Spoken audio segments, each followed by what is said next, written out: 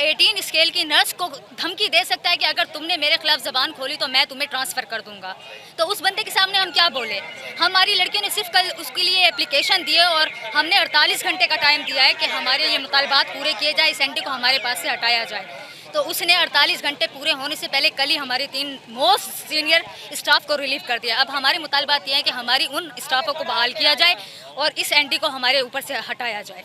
हमें ये मंजूर नहीं, क्योंकि हमारी इतनी सीनियर स्टाफें बैठी हैं जो 18 में बैठी हुई हैं, जिन्होंने MPH किए हुए हैं, जिन्होंने BSN किए हुए हैं, जिन्होंने स्पेशलाइज किए हुए हैं, जिन्होंने एडमिनिस्ट्रेशन की हुई है, उनको ये पोस्ट क्यों नहीं दी जाती? एक MTI की सिफारिश के ऊपर एक 16 स्केल के बंदे को बिठा दिया जाता है।